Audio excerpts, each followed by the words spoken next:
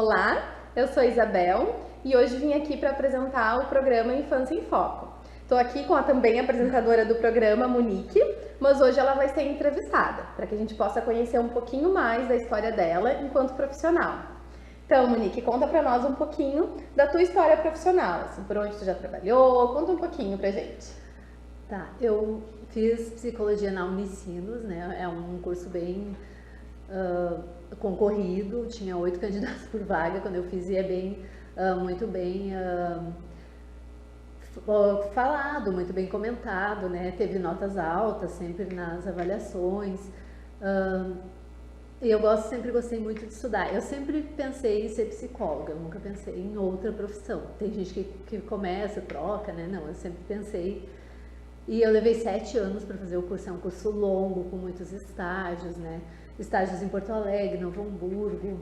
E eu fiz um estágio com crianças e adolescentes autistas por 8 meses em Porto Alegre. E ali, assim, mexeu muito comigo. Ali eu já pensei, não, é por essa área que eu vou querer seguir.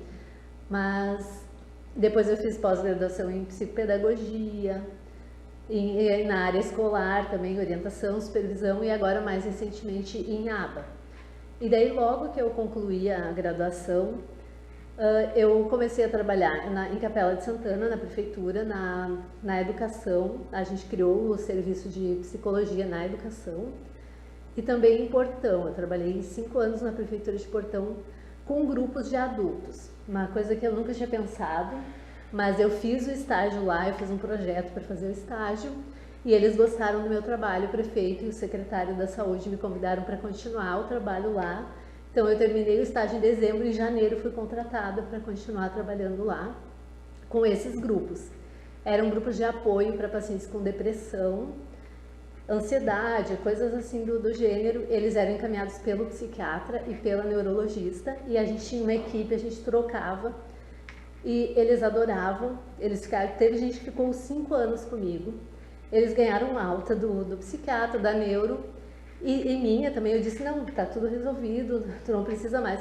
Não, mas eu quero continuar. Eles diziam assim, tu vai me obrigar a sair, tu vai me expulsar do grupo. Eu disse, não, continua então. Então eles sentiram muito quando eu parei de trabalhar lá, porque daí eu vim para cá. Mas a infância, como é o nosso programa, né, sempre foi o meu foco mesmo. Eu fui catequista quando eu era adolescente, eu sempre cuidava das crianças nas festas, eu estava sempre com crianças, sempre rodeada de crianças. E hoje as pessoas perguntam, o que tu faz? Parece que tu hipnotiza as crianças. Eu disse, eu hipnotizo mesmo. Então eu já trabalhei na prefeitura de Portão, na prefeitura de Capela. Comecei no setor público, eu sempre trabalhei no setor público por muitos anos. E agora há 5 anos que eu trabalho aqui no setor privado, né? Que é bem diferente, mas é muito bom também. Onde tu tá agora, assim? Conta pra gente. Agora, como muitos já sabem, agora eu trabalho no Espaço Pica-Pau Amarelo, que é uma clínica multidisciplinar que fica aqui no centro de Montenegro. E nós temos várias especialidades, né? A psicopedagoga aqui do meu lado, temos fonoaudióloga, fisioterapeuta, educador físico, nutricionista, AT, várias.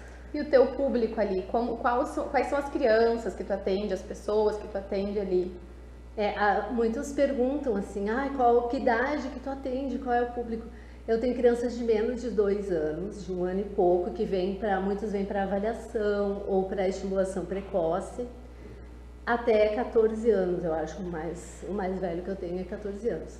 Então tem de todas as idades, vários de cada faixa etária, e são um público bem variado, assim. Tem crianças, a grande maioria, acho que mais de 80% são autistas. Muitos já vêm com diagnóstico, a grande maioria também, mas alguns vêm para avaliação e daí a gente acaba ajudando as neuropediatras a fechar o diagnóstico e passam por um período assim de avaliação, uma avaliação bem minuciosa. A gente vai passando para os outros profissionais, né, para ajudar na avaliação, para fechar o diagnóstico, porque a gente tem muito cuidado, né, com isso. Isso é importante, né? Quando a gente fala em avaliação, a gente ter essa responsabilidade com o resultado que vai se dar. Às vezes a gente mexe com a estrutura de uma família quando se fecha, né, um diagnóstico, tanto para fechando para um sim, né, como dizendo que não, descartando. As duas situações, se elas não forem o que deve ser mesmo para aquela família, para aquela criança, a gente mexe. Então é importante essa avaliação mais minuciosa. E cada né? família, né, recebe o diagnóstico de uma forma bem diferente. Alguns dizem, eu já sabia, já estava preparado, mas mesmo assim é muito difícil. Eles passam por um momento de luto, né? Outros já dizem, foi um alívio, eu esperava por isso, eu queria uma resposta, eu queria respostas para aquilo que estava acontecendo e agora foi um alívio. Eu faço avaliação de adultos também, que eu já fechei um diagnóstico de autismo na idade adulta, que foi o psiquiatra aqui do CRAS de Montenegro que encaminhou para mim, porque sabe que eu tenho especialização em autismo, né? E ela é uma menina de 18 anos, ela diz que é exatamente isso, que foi uma sensação de alívio para ela, porque ela sempre se achou diferente, sabia que tinha alguma coisa e não sabia o que era. Então agora ela ia poder seguir a vida dela, a faculdade dela, sabendo quais eram as limitações dela e sabendo que ela tinha muitas potencialidades também, muitas possibilidades, né? E mais pra frente tu veio a saber o nível de suporte que foi fechado? É nível 1. Eu já sabia que era nível 1. Eu até sugeri, eu fiz todo o diagnóstico, todo o parecer, e o médico só deu o CID, né? Ele concordou e deu o CID nível 1, porque ela tinha muita dificuldade de interação social durante toda a vida dela, se achava estranha, não se sentia acolhida nos grupos, mas ela tinha bastante potencial, não tinha dificuldade de aprendizagem. E essa é uma informação importante, né? Muitas pessoas que têm esse sentimento, né, na vida adulta, no início da vida adulta ainda, né? Tem esse sentimento, tem essa sensação, às vezes não se encaixam e sabem que tem algo diferente, mas não sabem o que. Então essa é uma informação importante, né, que pode vir ajudar. Tem muitos estudos que dizem que muitas pessoas com nível 1 de suporte, né, que acabam passando por muitas etapas da vida sem ter esse diagnóstico, né, e aí meio que sem um amparo, então é importante tudo isso. Eles são taxados de estranhos, eles sofrem muito bullying, né, por tudo isso. Muito bem, então conta pra nós, assim, como que as crianças, os adultos, né, como que eles vêm encaminhados pra ti, assim, como que chega, né, em ti essas pessoas? Quase sempre, como agora é muito fácil usar o WhatsApp, eu sempre recebo mensagens, daí eu pergunto, né, quem encaminhou, ou eles dizem assim, para consultar contigo, pra gente marcar contigo, precisa ter um encaminhamento médico. Eles sempre, muitas vezes os pais perguntam, né, não precisa ter encaminhamento médico. É bom quando tem, porque daí o médico já coloca ali o que ele está investigando, o que ele espera, né, da avaliação, o que ele já observou para confirmar, né? Muitos colocam assim suspeita de TEA, né? Ou dificuldade de aprendizagem, atraso na fala, para a gente investigar. Mas tem assim, a minha vizinha te conhece, tu já atendeu a filha dela, então eu gostaria de fazer uma avaliação. As escolas aqui de Montenegro já conhecem o nosso trabalho também. E daí a orientadora, a diretora da escola chamam a família, a gente percebeu tais e tais dificuldades, nós conhecemos a psicóloga tal, vamos passar o contato para ti, daí a família me procura. E nessas situações, assim, em que a família daqui a pouco traz para o médico, traz para pessoas do convívio algumas dúvidas que tem, algumas angústias, e a família não é ouvida, não é. Essas famílias que não têm, assim, também tem, elas podem te procurar, como que funciona isso, né? Sim, às vezes a suspeita começa na família, e eles começam a procurar pediatra, neurologista, e os médicos acabam dizendo, não é nada, é imaginação. As mães dizem assim, o médico disse que era imaginação, que era coisa da minha cabeça. Teve uma mãe que disse assim, o médico me chamou de louca, porque eu ficava vendo coisas ali no meu filho, mas elas perceberam, as mães percebem, né, os atrasos, elas observam as outras crianças e veem que os seus filhos não estão se desenvolvendo tão bem. Acontece assim. Acontece também de a família não perceber nada e a escola ter que chamar atenção, a família às vezes não quer ver. Por isso, né, pelo medo do sofrimento, do rótulo, né, que seu filho pode ter por ter um diagnóstico. Então, às vezes a família não quer, não aceita, a escola chama com toda a calma, né, mãe, pai, família, percebemos as dificuldades do seu filho, ele se comporta assim e assim. Então a família às vezes procura assim, mesmo não aceitando. A escola falou, mas eu não concordo, em casa ele não é assim, ele não tem esse tipo de comportamento. Então muitas vezes eu vou na escola observar, e daí eu falo para a família, mas eu vi na escola esse comportamento que a escola relatou, eu percebi lá. E a família não tinha percebido, ou não queria perceber, estava, né, tendo uma negação por medo do diagnóstico. Muitas vezes é medo mesmo, né? E é sempre muito importante, né? Quando é levantada a dúvida, seja de onde vir uma dúvida levantada, sempre é importante ir atrás, né? Independente de que essa dúvida tenha surgido primeiro na escola, tenha surgido primeiro no espaço de um pediatra, né? Alguém que tenha levantado, algum familiar, ou que seja mesmo da família. Se em algum lugar teve a dúvida, sempre é importante ir atrás, né? Que seja assim pra gente, melhor a gente sempre pecar pelo excesso do que pela falta, né? A falta a gente muitas vezes tem um caminho muito longo até conseguir chegar onde a criança deveria estar, né? Porque já aconteceu assim, a da escola sugerir, eu acho que ele é autista porque ele tem tais comportamentos, ele tem rigidez comportamental, ele tem movimentos estereotipados. E daí a família vai atrás, e às vezes não é. Porque muitas crianças podem ter esses sinais e sintomas e não ser, né? Ser uma coisa que vai passar. Então é por isso que a gente tem que ter cuidado na avaliação, como eu já falei, né? E assim, então não precisa encaminhamento médico, às vezes não é a escola, às vezes a avó, tem muita avó que percebe as coisas. Daí as mães veem, a minha avó, minha mãe, a minha sogra notaram tal comportamento, disseram para procurar uma psicóloga. Daí a vizinha já traz aqui, elas procuram. Esse boca a boca funciona muito bem, né? E daí elas têm uma confiança. Porque, não, ela disse, a minha vizinha disse que foi muito bom, que ela fez avaliação, ou que ela continua em acompanhamento psicológico, então eu quero que o meu filho faça também. Qual é a criança mais nova e a idade mais velha que tu atende, assim, hoje? 1 ano e 4 meses, o mais novo, que está em avaliação ainda, com suspeita de TEA, e a gente não fechou porque ele é muito novinho, e foi bom que a família procurou, o médico percebeu alguns sinais, a família logo procurou e a gente ainda está em avaliação. E tem um de 14 anos que já tem o diagnóstico há mais tempo. E assim, é bem interessante, são os extremos, né? Mas é muito bom trabalhar com todas as idades. O pequenininho ali, eu brinco no chão, a gente rola pelo chão, pelo tapete, estou fazendo estimulação, ele está começando a balbuciar, a gente vai estimulando a fala. E o mais velho, ele fala muito bem já, a gente tem umas conversas bem adultas, assim, ele fala dos sentimentos dele, de como ele percebe as coisas.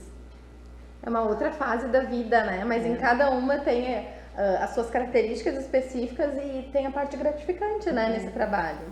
E daí, assim, o público tem aumentado bastante, a procura, o nosso trabalho já está sendo bem reconhecido, a gente fica muito feliz por isso, né? É a colheita de um trabalho de muitas sementinhas plantadas, né? Isso é muito importante. São mais de 20 anos de formação e trabalho na psicologia, né? Muito bem, conta então um pouquinho pra nós, assim, de como que é. Tu já falou, assim, já contou um pouquinho que lá com as crianças, né, rola no chão, aquela questão toda, mas o que é, assim, qual é a parte, assim, que mais te realiza, assim, lá com os pequenininhos, assim, né, quando tem o resultado, assim, qual é aquele resultado que tu muito espera? Assim, as mães têm muitas expectativas, né, então elas querem muito que os filhos falem, o sonho delas é que os filhos falem. Quando eles começam a falar, é emocionante, porque eles ficam meses, assim, às vezes sem falar nenhuma palavra, sem nenhum balbucio, e de repente eles falam, água, quero, dá, é muito emocionante, né, esse momento. Então tá, então daqui a pouquinho a gente volta, a gente vai para o intervalo, e daqui a pouquinho a gente volta contando mais um pouquinho desse trabalho.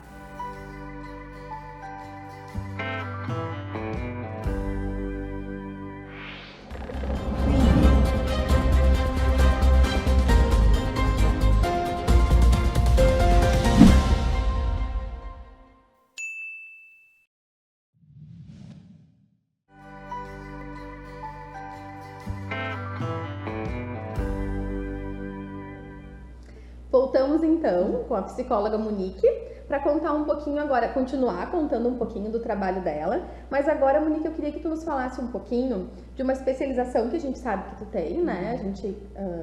Sobre o ABA. Conta um pouquinho para quem não conhece. Hoje se ouve falar muito sobre o ABA, mas também tem muitas dúvidas sobre o ABA, né? Apesar de ser muito difundido no Brasil já, que começou nos Estados Unidos, né, a análise do comportamento aplicada, tem muita gente que tem muitas dúvidas. As mães, até quem já começou, quem eu já atendo, eu já entreguei o plano de ensino individualizado, eles ainda vêm com dúvidas assim básicas, que eu achava que eu já tinha explicado, mas eles ainda continuam com dúvida. Então a ABA significa análise do comportamento aplicada, é uma ciência. Eu já tinha estudado na graduação e quem estudou até pedagogia e outras áreas conhece o behaviorismo, né, o Skinner, o Pavlov. Então eu já tinha muitas noções quando eu comecei a estudar. Então quando eu fiz a parte teórica da pós-graduação, eu já sabia bastante coisa. Mas na prática é diferente, a gente precisa estudar muito e precisa se preparar bem para poder aplicar, né? Então eu fiz a especialização e depois eu fiz muitos outros cursos. Eu fiz curso de aplicadora ABA, que é um curso para pais e aplicadores. Só que os pais, eu tenho muitos pais de pacientes que fizeram, alguns fizeram o mesmo curso que eu, mas eles não conseguem aplicar. Eles achavam que iam fazer o curso e iriam aplicar em casa com seus filhos. Mas é difícil porque o pai e a mãe não conseguem, eles têm que ser pais e mães, né? Eles têm que ter um momento de brincadeira livre, de afeto, então eles não...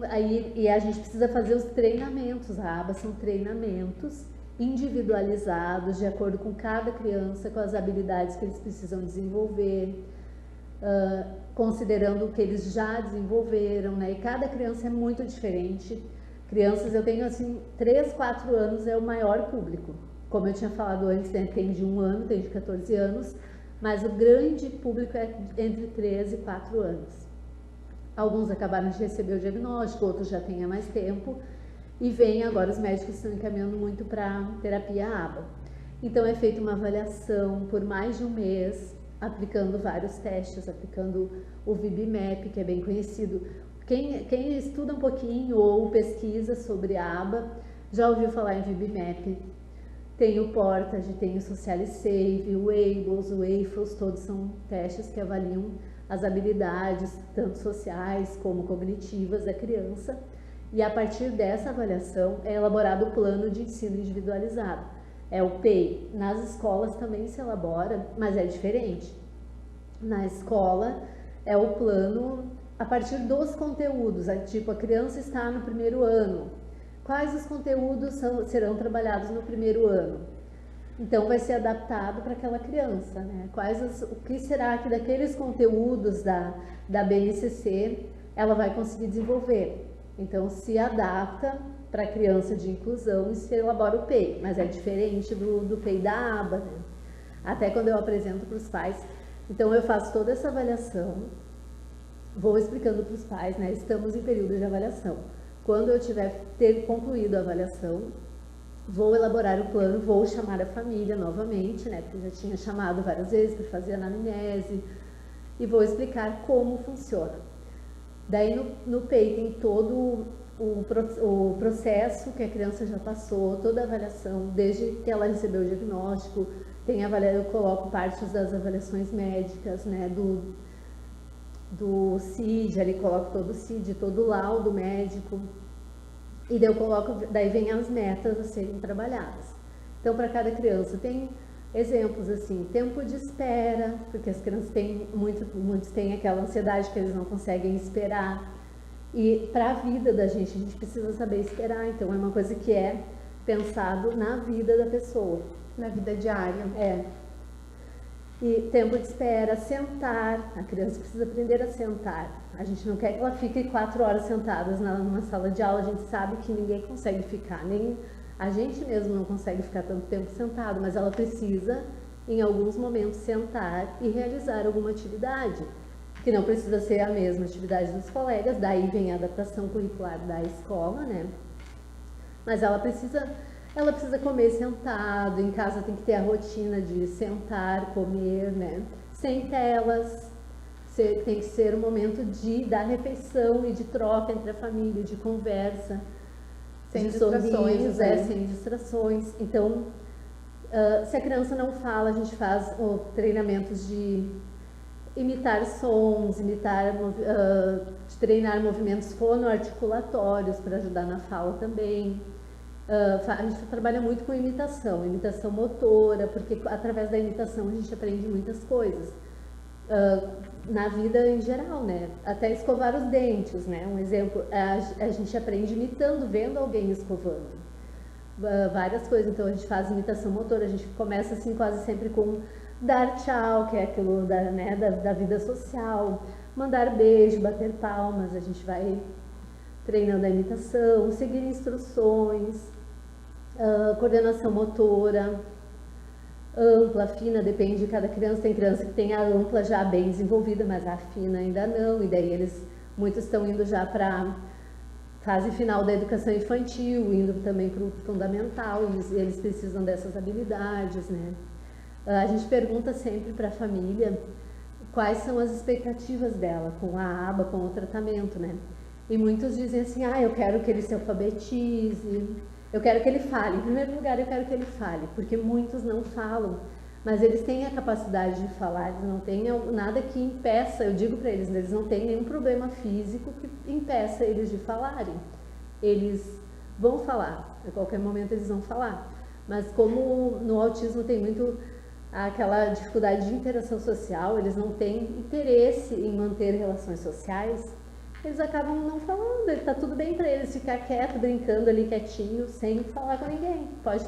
Podem estar rodeados de pessoas, eles não se incomodam com o contato, com a proximidade das crianças, dos colegas, dos professores, mas eles não têm vontade de interagir.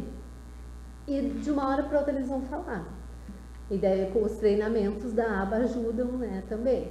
Então, o primeiro, assim, o sonho, a expectativa da família é que eles falem.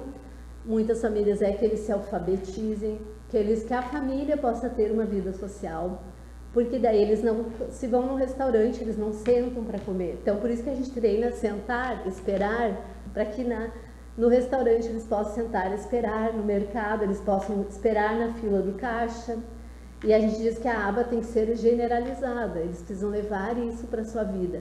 Não é só lá na clínica ou na escola, quando a gente tem a AT também que vai na escola. Lá eles fazem tudo direitinho, a gente pede para fazer, a gente dá o reforçador, né, que pode ser um elogio, que pode ser o brinquedo preferido. Não pode funcionar só ali, porque daí não é a aba, não funciona, a gente não alcançou as expectativas, os objetivos. A gente só alcança quando é generalizado para a vida da criança. Isso é até um princípio da aba, é isso. Como que funcionam, assim, quando vocês, como que surgem os resultados? É assim, como eu disse, é tudo muito individualizado. Cada criança, a gente não sabe quando a gente vai começar, e a gente estipula aqueles programas de ensino, às vezes para uma criança são 6 programas, 4, 8. Cada programa tem quanto tempo, mais ou menos? Daí todos eles a gente coloca 3 ou 4 meses, dependendo da criança, dependendo das habilidades que ela já desenvolveu. E nesses 4 meses a gente revê e coloca novas metas, novos programas.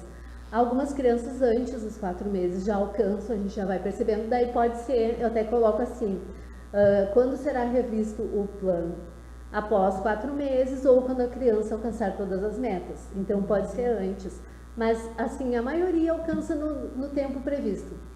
Como eu já tinha avaliado a criança por tanto tempo, né, eu já conheço bem a criança, eu sei o que ela, eu já sei as habilidades que ela tem, as habilidades que ela precisa desenvolver, os gostos dela, a gente tem que saber muito as preferências, porque tem que ser interessante para ela, senão ela não vai fazer, ela não vai conseguir alcançar os objetivos. Então, como eu já conheço, eu já coloco assim, essa eu acho que em 3 meses ela vai conseguir, essa eu vou colocar 4 meses. Mas assim, às vezes não dá certo como a gente pensou. Tem criança que nos 4 meses não conseguiu, eu coloco mais 4 meses com as mesmas metas.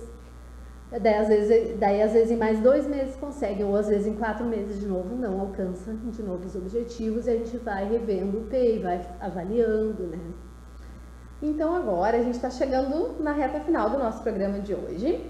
E para a gente finalizar, Monique, a gente vai finalizar agora com a Monique, mas já trazendo uma ideia de uma parte que a gente vai ter no nosso programa, né? Todo finzinho de programa. Então a gente vai pedir que os profissionais que vierem aqui, as famílias que vierem, que tragam um objeto que represente a sua causa, né? Então a sua causa profissional, a sua escolha profissional, ou que seja no seu ambiente familiar, né? A sua causa lá na sua família. Então a gente vai pedir para a Monique mostrar para nós esse objeto e falar um pouquinho dele e qual a relação dele com a tua profissão, com a tua escolha profissional. Quando a Isabel sugeriu assim trazer o objeto, eu fiquei pensando muito, o que será? Tem muitas possibilidades, né? A gente pensa o que poderia levar. Então, assim, a minha vida é a psicologia, como eu disse antes. Então, eu trouxe aqui o símbolo. Eu tenho muitas coisas, o símbolo psi, né? A letra grega, que é o símbolo da psicologia. Eu tenho camisetas, eu tenho canecas, xícaras, copos, bolsas, tudo com o símbolo. E esse aqui é um enfeite que eu tenho na minha casa, na minha estante. E eu olho sempre para ele, eu gosto muito, eu ganhei de presente, porque todas as pessoas da minha família sabem que eu gosto, né, de coisas ligadas à psicologia. E assim, a minha família é muito importante, claro, eu tenho os momentos que são dedicados para minha família, mas eu trabalho muito fora do meu horário, como eu já tinha comentado, porque eu vivo a psicologia diariamente e eu escolhi a psicologia e a psicologia me escolheu. Ai, que lindo! Isso é lindo, né? Quando a gente encontra na nossa profissão algo que nos faça feliz, né? É uma chance muito maior de sucesso. Então, agradecer a Monique, né? Eu que agradeço. Agradecer a presença de todo mundo, a companhia de quem tá aí junto com a gente. E nos vemos no próximo programa. Tchau!